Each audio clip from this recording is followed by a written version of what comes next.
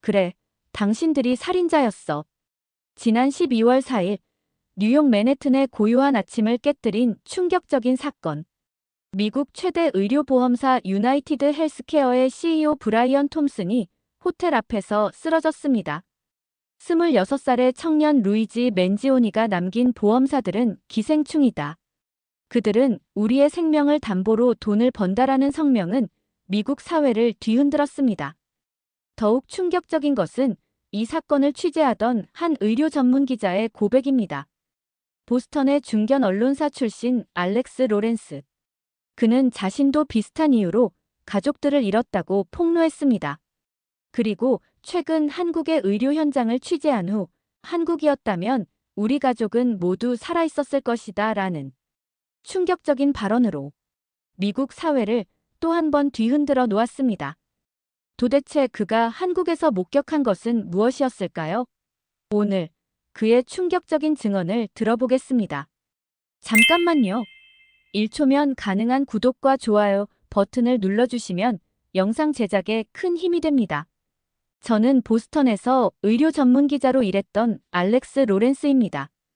많은 분들이 제가 왜 병원이 아닌 법정에서 미국 의료 시스템과 싸우게 됐는지 궁금해 하시더라고요. 그 이야기를 하려면 2023년 11월로 돌아가야 할 것 같네요. 당시 저는 보스턴 데일리의 수석 의료 전문 기자였어요. 미국 의료 시스템의 문제점들을 파헤치는 기사를 쓰고 있었죠. 사실 그때까지만 해도 저는 그저 문제가 있는 시스템이라고만 생각했답니다. 그날도 평소처럼 병원에서 취재를 하고 있었어요. 그런데 갑자기 어머니한테서 전화가 왔더라고요. 목소리가 많이 안 좋으셨어요. 괜찮다. 그냥 감기야. 어머니는 늘 그러셨죠. 하지만 이틀 뒤 어머니는 중환자실에 계셨어요. 단순한 감기라고 생각했던 게 중증 폐렴으로 발전한 거였습니다. 문제는 어머니의 보험이었어요. 퇴직 후 든 저가 보험은 중환자실 치료를 거의 보장하지 않았거든요. 매일 밤 병원비 계산기를 두드리며 울었던 기억이 나네요. 은행 대출도 알아보고 집도 팔려고 내놨어요. 하지만 결정적인 치료 시기를 놓치고 말았죠. 어머니는 일주일 만에 돌아가셨어요. 제가 쓴 수많은 의료비 관련 기사의 주인공이 바로 제 어머니가 되어버린 거죠. 그리고 2달 뒤 더 큰 비극이 찾아왔어요. 임신 7개월이던 여동생 케이트가 새벽에 전화를 했더라고요. 심한 복통과 출혈이 있다고. 급히 달려갔죠. 하지만 3군데 응급실에서 거절당했어요. 보험 문제였죠. 4번째 병원을 찾아가는 길이었어요. 빗길에 미끄러진 트럭이 우리 차를 들이받았죠.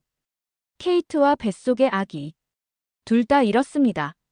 가족을 잃은 슬픔과 분노로 미국 의료 시스템을 신랄하게 비판하는 기사를 썼어요. 결국 해고됐죠. 하지만 멈출 수 없었어요. 프리랜서가 되어서도 계속 파헤쳤습니다. 그러다 올해 12월 그 사건을 맡게 됐어요. 유나이티드 헬스케어 CEO 살해 사건. 26살의 청년이 미국 최대 보험사 수장의 가슴에 총구를 겨눈 사건이었죠. 현장 취재를 가보니 젊은이의 동기가 저와 너무 비슷했어요. 말기 암 환자였던 약혼자의 치료비 청구를 보험사가 거절했다는 거였죠. 취재를 하면 할수록 가슴이 아팠어요. 제 이야기였으니까요. 그때 우연히 한국의 의료 시스템에 대한 기사를 보게 됐죠. 처음엔 반신반의했어요. 설마 그런 시스템이 있을까? 하면서요. 그래서 한국행을 결심했어요. 지금도 생생히 기억나네요. 비행기에 오르면서도 제가 제대로 된 선택을 한 건지 확신이 서지 않았거든요. 하지만 그곳에서 제가 보게 된 것들은 정말 충격적이었어요. 아직도 그때를 떠올리면 눈물이 나요. 만약 우리 가족이 한국에서 살았더라면 아마도 다들 살아있었을 테니까요. 그때 저는 그게 제 어머니와 케이트, 그리고 태어나지 못한 조카를 위해 제가 할 수 있는 마지막 일인 것 같다는 생각이 들었습니다. 비행기 안에서 저는 마지막으로 CEO 살해 사건 기사를 마무리했어요. 하지만 머릿속은 이미 다른 생각으로 가득 찼죠. 그 청년의 절규가 자꾸만 귓가에 맴돌았거든요. 보험사들은 기생충이다. 그들은 우리의 생명을 담보로 돈을 번다. 인천공항에 도착했을 때 평소처럼 두통이 찾아왔어요. 사실 저는 몇 년째 심한 편두통에 시달리고 있었죠.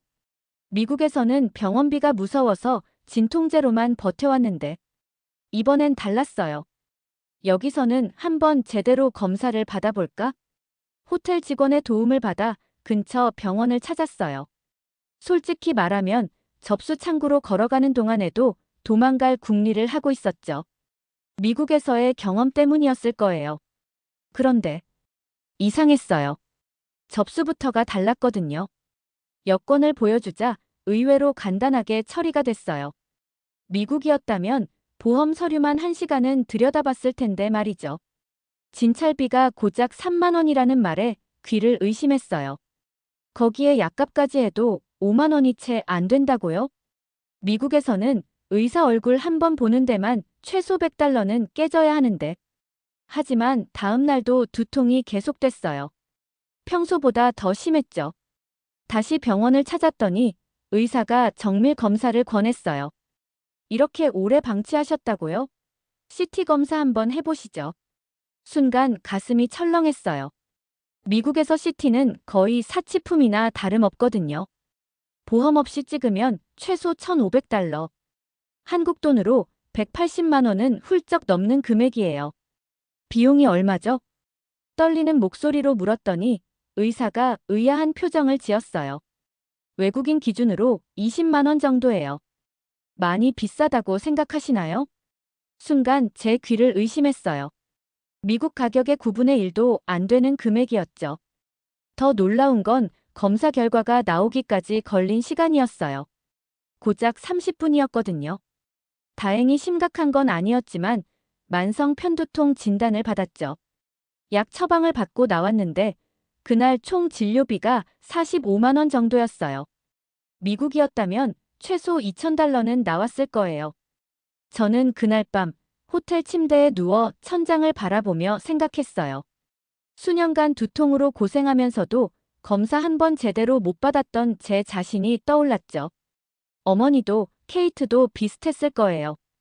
돈이 무서워서 병원을 미루다가 문득 노트북을 켜고 한국의 의료 시스템을 검색하기 시작했어요. 저와 같은 외국인도 응급 상황이라면 국민과 동일한 치료를 받을 수 있다는 걸 알게 됐죠. 이건 뭔가 다르다. 저는 취재 계획을 완전히 다시 짜기 시작했어요. 이게 단순한 저렴한 의료비의 문제가 아니라는 걸 직감했거든요. 그리고 다음 날 본격적인 취재에 나섰답니다. 그날 오후 본격적인 취재를 위해 서울의 한 대형 병원을 찾았어요. 지하철에서 내려 병원으로 향하는 길, 문득 궁금해졌죠.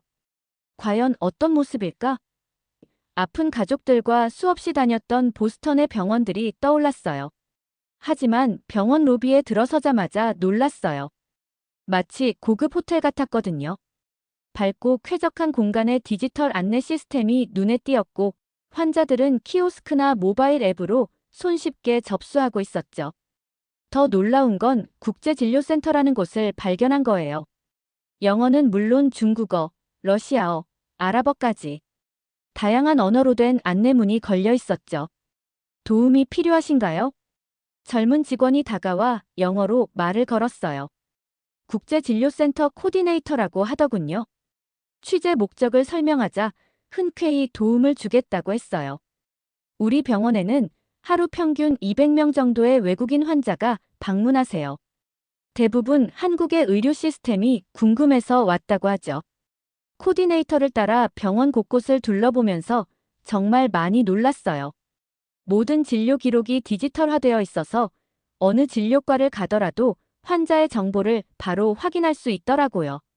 검사 결과도 실시간으로 공유되고요. 특히 인상적이었던 건 암센터였어요. 그곳에서 한 외국인 환자를 만났는데 호주에서 왔다고 하더군요.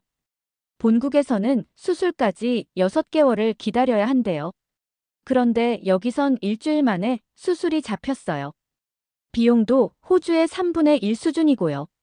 실제로 통계를 보니 2023년에만 60만 명이 넘는 외국인이 한국에서 치료를 받았다고 해요.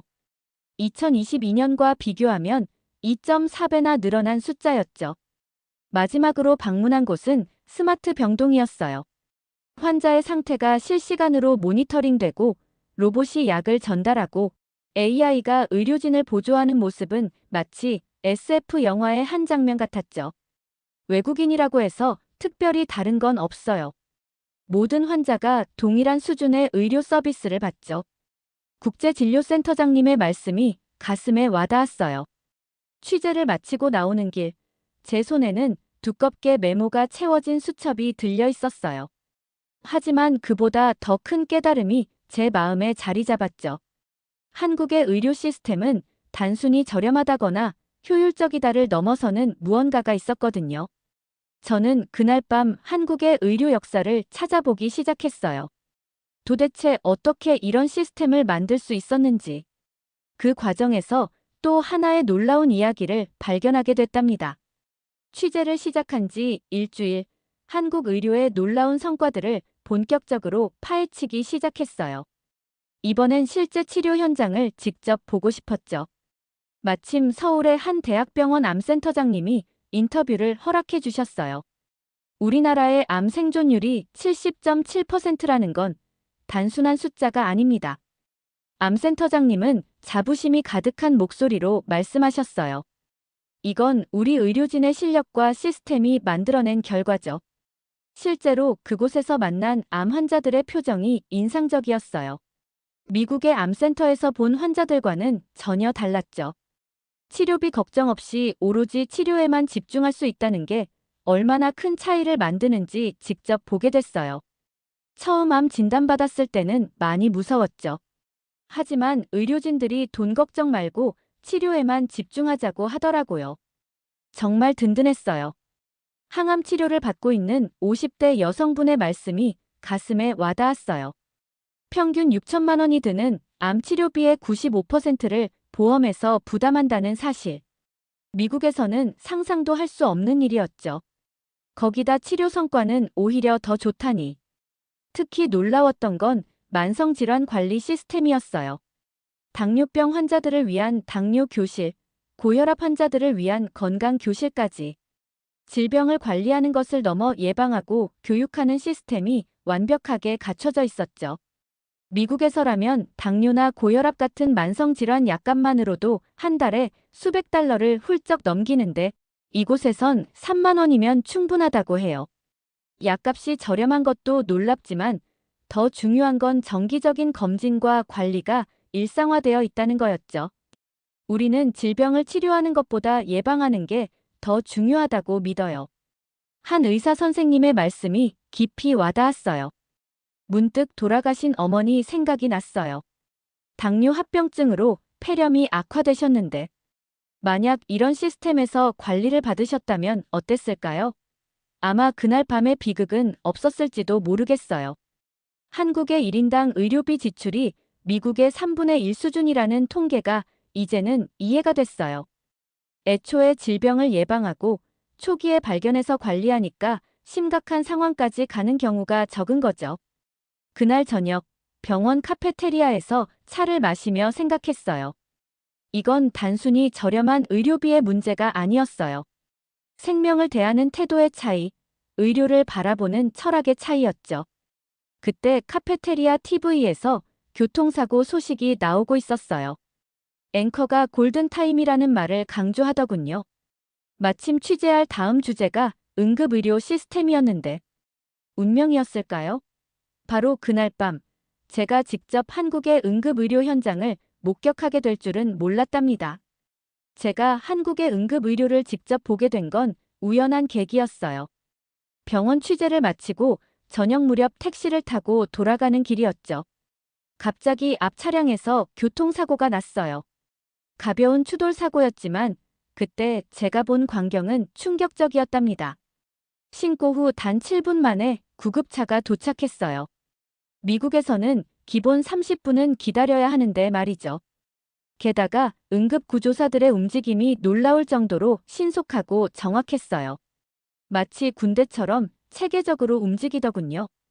현장에 도착한 응급의학과 전문의가 신속히 움직였어요. 교통사고 환자의 가슴 통증을 확인하고 심근경색을 의심한 거죠. 저는 취재 본능이 발동해 구급차를 따라 병원까지 갔어요. 놀라운 건 이게 특별한 경우가 아니라는 거였어요. 2022년 통계를 보니 심근경색 환자의 48%가 120분 안에 병원에 도착한다고 하더군요. 뇌졸중도 비슷해서 52%의 환자가 3시간 이내에 치료를 시작한다고 해요. 가장 인상적이었던 건 닥터 헬기 시스템이었어요.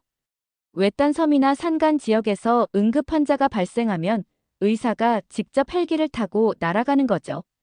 환자를 이송하는 동안에도 전문적인 치료가 이루어진다고 해요. 정말 대단하네요. 제가 감탄하자 한 응급의학과 의사가 웃으며 대답했어요. 이것도 모자라요. 우리는 골든타임 제로를 목표로 하고 있거든요. 제 눈에는 이들이 마치 전장의 군인 같아 보였어요. 생명이라는 전쟁에서 매일 매순간 싸우는. 하지만 이들의 무기는 총이 아닌 의술이었고 목표는 파괴가 아닌 생명을 살리는 거였죠. 특히 감동적이었던 건 응급실 입구에 붙어있던 문구였어요. 응급 상황에서는 신분 확인이나 보험 가입 여부를 묻지 않습니다. 그래서 그런 걸까요? 응급실에서 만난 환자들의 표정이 미국과는 달랐어요. 공포나 불안보다는 안도감이 더 커 보였죠. 치료비 걱정 없이 생명을 맡길 수 있다는. 문득 케이트가 떠올랐어요. 그날 밤 세 군데 응급실을 전전하다 사고를 당했던. 만약 이곳이었다면. 아니, 그런 생각은 그만두기로 했어요. 대신 이 놀라운 시스템이 어떻게 만들어졌는지 더 깊이 알아보고 싶었죠. 그리고 그날 밤 또 하나의 놀라운 이야기를 발견하게 됐답니다. 한국 의료 시스템에 숨겨진 영웅들. 바로 공공의료를 위해 헌신해온 의료진들의 이야기였어요. 응급실을 나오면서 한 가지 궁금증이 생겼어요. 도대체 이런 시스템은 어떻게 만들어진 걸까? 그래서 다음 날 서울대학교 의과대학의 한원로 교수님을 찾아갔죠. 믿기 힘들겠지만 이 모든 게 겨우 50년 만에 이루어졌답니다. 교수님의 말씀에 저는 귀를 의심했어요. 더구나 한국이 이 시스템을 만들기 시작했던 1977년은 그리 부유한 나라가 아니었다고 하더군요. 처음에는 다들 반대했어요. 망할 것이라고들 했죠. 교수님의 눈에 당시를 회상하는 듯한 깊은 감회가 어렸어요. 500인 이상 기업 직원들만을 대상으로 시작했던 그때. 누가 이런 날이 올 거라고 상상이나 했겠어요? 하지만 한국은 포기하지 않았대요. 오히려 더 과감하게 나갔죠. 300인 이상, 100인 이상, 16인 이상. 보험 적용 대상을 점점 늘려갔어요. 그리고 마침내 1989년 전 국민 의료보험 시대를 열었답니다. 세계 의료보험 역사상 가장 빠른 속도였죠. 선진국들이 보통 100년 가까이 걸린 일을 우리는 12년 만에 해냈어요. 2000년에는 더 놀라운 변화가 있었대요. 수많은 보험조합을 하나로 통합해 국민건강보험공단을 만든 거죠. 이게 왜 중요했을까요? 전 국민이 하나의 테두리 아래 모이면서 위험을 함께 나누고 의료비를 효율적으로 관리할 수 있게 됐기 때문이에요. 그래서 우리는 세계에서 가장 짧은 시간 안에 가장 효율적인 의료 시스템을 만들어낼 수 있었죠. 교수님이 보여주신 자료들이 그 증거였어요. GDP 대비 의료비 지출은 미국의 절반 수준인데 기대 수명은 더 높고 영아 사망률은 더 낮다는 거예요. 게다가 전 국민이 의료 혜택을 받을 수 있죠. 하지만 이건 시작에 불과해요. 교수님은 미소를 지으며 말씀하셨어요. 우리는 지금 의료 한류를 준비하고 있답니다. 베트남, 볼리비아. 많은 나라들이 우리의 시스템을 배우러 오고 있어요. 그 말씀을 듣는 순간 미국이 떠올랐어요. 우리나라도 변할 수 있을까? 우리도 이런 시스템을 만들 수 있을까? 불가능해 보이죠? 교수님이 제 생각을 읽으신 듯 말씀하셨어요. 하지만 우리도 그랬어요. 불가능해 보이는 일을 그냥 해냈을 뿐이죠. 그날 밤 호텔로 돌아오는 길에 생각했어요. 50년 그 짧은 시간 동안 이런 시스템을 만들어낸 한국인들의 저력이 놀라웠죠.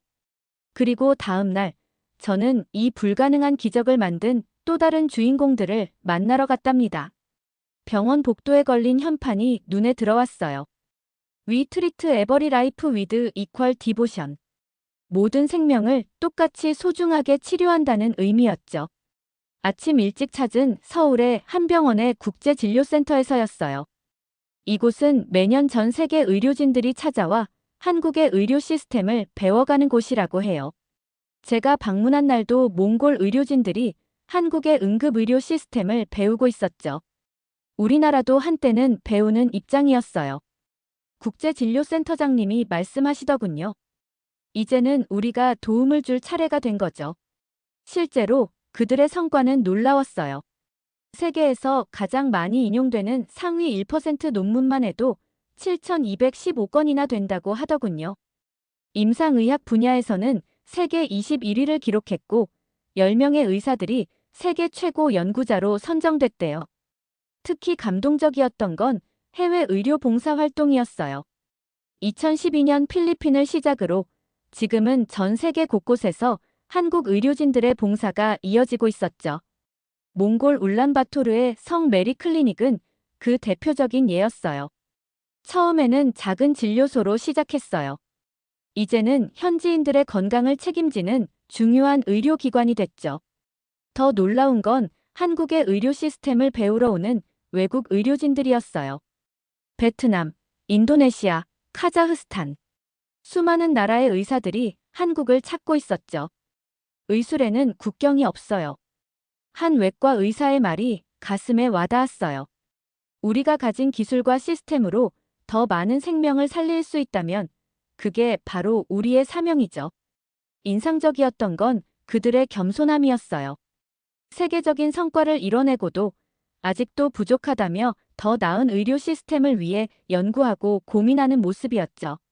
취재를 마치고 나오는 길, 로비에서 한 장면을 목격했어요. 미국에서 온 암 환자였는데 치료를 마치고 퇴원하는 날이었대요. 그분이 의료진들에게 인사하며 흘리는 눈물을 보면서 문득 우리 어머니와 케이트가 떠올랐어요. 만약 그들이 이런 의료진들을 만났다면 아마도 다른 결말이 있었겠죠? 이제 마지막 취재만 남았어요. 바로 한국 의료의 미래. 그들이 꿈꾸는 다음 단계가 정말 궁금해졌답니다. 저는 마지막 취재지로 용인의 한 병원을 찾았어요. 디지털 혁신 병원이라고 들었는데 병원 입구에 들어서자마자 마치 10년 뒤의 풍경을 보는 것 같았죠.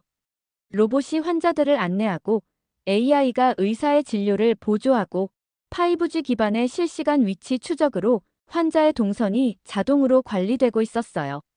진료 기록은 음성 인식으로 자동 작성되고 검사 결과는 실시간으로 공유됐죠. 더 놀라운 건 국제적인 평가였어요. 뉴스위크지가 발표한 세계 최고 전문 병원 평가에서 삼성서울병원이 암 분야 세계 3위를 차지했고 서울아산병원과 서울대병원도 차례로 5위, 8위에 올랐다는 소식이었죠. 이제 우리는 단순히 환자를 치료하는 것을 넘어 질병을 예측하고 예방하는 시대로 나아가고 있어요. 디지털 헬스케어 센터장님의 말씀이 인상적이었어요. 제가 본 한국의 의료는 이미 미래를 향해 달려가고 있었어요. 개인 맞춤형 정밀의료, AI 기반 진단 시스템, 5G 기반 원격 수술까지. 공상과학 영화에나 나올 법한 기술들이 현실이 되어가고 있었죠. 취재를 마치고 공항으로 향하는 길, 지난 몇 주간의 취재가 파노라마처럼 스쳐 지나갔어요. 응급실에서 만난 의료진들, 암센터의 환자들, 해외 의료봉사를 떠나는 젊은 의사들. 그리고 문득 깨달았어요.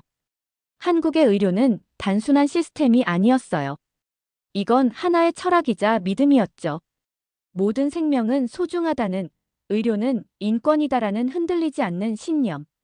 보스턴으로 돌아가는 비행기 안에서 마지막 기사를 썼어요. 한국은 불가능을 가능으로 만들었다. 의료가 돈벌이 수단이 아닌 모두의 기본권이 될 수 있다는 것을 증명해냈다. 이제 우리가 답해야 할 차례다. 우리는 언제까지 생명의 가치를 돈으로 매기고 보험카드로 사람을 차별할 것인가? 워싱턴 포스트가 이 기사를 실었을 때 미국 사회는 격렬한 반응을 보였어요. 보험업계는 발칵 뒤집혔고 의료계에선 치열한 논쟁이 벌어졌죠. 하지만 저는 알고 있었어요. 변화는 이미 시작됐다는 걸. 한국이 보여준 다른 길은 이제 돌이킬 수 없는 희망이 되었다는 걸 말이에요.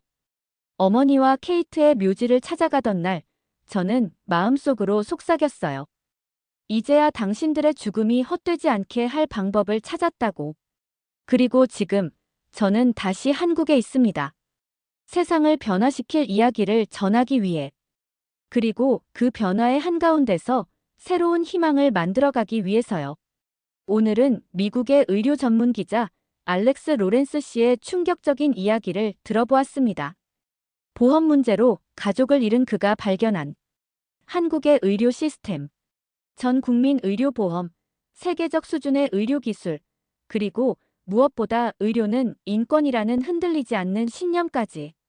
우리에겐 너무나 당연한 이 시스템이 누군가에게는 기적처럼 느껴질 수 있다는 사실을 다시 한번 되새기게 되는 시간이었습니다. 여러분은 한국의 의료 시스템에 대해 어떻게 생각하시나요? 우리가 만들어온 이 소중한 가치들을 앞으로 어떻게 지켜나가야 할지 여러분의 생각을 댓글로 남겨주세요. 감동 마이크는 앞으로도 전 세계에서 전해오는 따뜻하고 감동적인 한국에 대한 사연들을 소개해드리도록 하겠습니다. 여러분의 많은 관심과 사랑 부탁드립니다. 구독과 좋아요, 알림 설정으로 다음 이야기도 함께 해주세요. 끝까지 시청해주셔서 감사합니다.